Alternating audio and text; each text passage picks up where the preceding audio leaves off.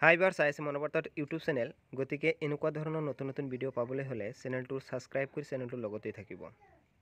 গতিকে মই আলোচনা কৰিম 10টা ইম্পৰ্টেণ্ট কুৱেশ্যন। ইয়াৰ 1 নম্বৰ কুৱেশ্যন আমি আলোচনা কৰিম। তলৰ কোনখন নাট শ্ৰীমন্ত শংকৰদেৱে ৰচনা কৰা? এ নম্বৰত জন্ম যাত্ৰা, বি নম্বৰত পাৰিজাত হৰণ, চি নম্বৰত অৰ্জুন ভঞ্জন, ডি নম্বৰত চোৰ ধৰা। ইয়াৰ শুদ্ধ উত্তৰটো হ'ব অপশ্যন বি পাৰিজাত হৰণ। 2 নম্বৰ কুৱেশ্যন তেজৰে কমলাপতি বৰগীতটোৰ ৰচক কোন? এ শংকৰদেৱ, বি মাধৱদেৱ, চি গোপালদেৱ, ডি অনিৰুদ্ধদেৱ।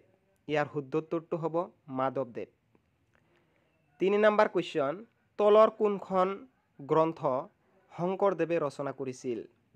এ কথাঘোষা, বি নামঘোষা, চি ভক্তিমংগল ঘোষা, ডি কীৰ্তন পুথি। ইয়াৰ শুদ্ধ উত্তৰটো হ'ব কীৰ্তন পুথি। 4 নম্বৰ কুৱেশ্যন হেম বৰুৱা কোন যুগৰ কবি? প্ৰাক বৈষ্ণৱ যুগ, বৈষ্ণৱ যুগ, ৰমন্যসিক যুগ আৰু ডি নম্বৰ দিছে আধুনিক যুগ। ইয়াৰ শুদ্ধ উত্তৰটো হ'ব ডি আধুনিক যুগ। 5 নম্বৰত কৈছে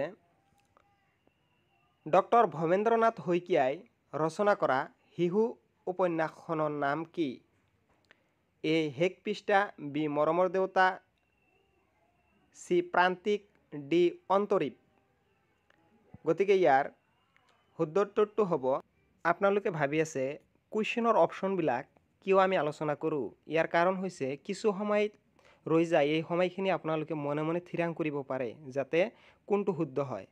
গতিকে চেনেলটো ছাবস্ক্ৰাইব কৰিব আৰু এনেকুৱা ধৰণৰ নতুন নতুন ভিডিঅ' পাই থাকিব। এতিয়া আহোঁ 6 নম্বৰ কুৱেশ্যনলৈ। ডক্টৰ নিৰ্মল প্ৰভা বৰদলৈয়ে ৰচনা কৰা কবিতা সংকলনখনৰ নাম কি? ইয়াত অপশ্যনকেইটা দিয়া আছে। অপশ্যনৰ শুদ্ধ উত্তৰটো হ'ব অপশ্যন ডি বনফৰিঙৰ ৰং। কুৱেশ্যন নম্বৰ 7 অসমীয়া ভাষাৰ বিশিষ্ট স্বৰধ্বনি কেইটা? শুদ্ধ উত্তৰ হ'ব 8টা।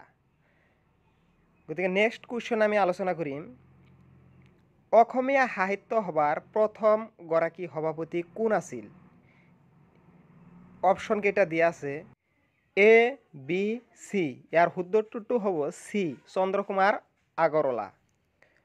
গতিকে নেক্সট কুৱেশ্যন আমি আলোচনা কৰিম 9 নম্বৰ কুৱেশ্যনটো হ'ব লক্ষ্মীনাথ বেজবৰুৱাই ৰচনা কৰা আত্মজীৱনীখনৰ নাম কি?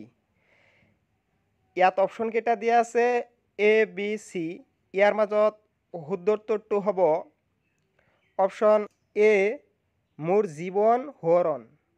গতিকে নেক্সট কুৱেশ্যন এইটো একদম শেষ কুৱেশ্যন, এইটো হ'ব চন্দ্ৰকুমাৰ আগৰৱালাই ৰচনা কৰা কবিতা পুথিখনৰ নাম কি?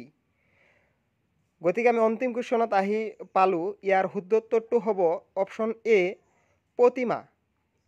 গতিকে আপোনালোকে এনেকুৱা ধৰণৰ ভিডিঅ' নিত্য নিত্য পাবলৈ হ'লে চেনেলটো ছাবস্ক্ৰাইব কৰি আমাৰ লগতে থাকক। ধন্যবাদ চোৱাৰ বাবে।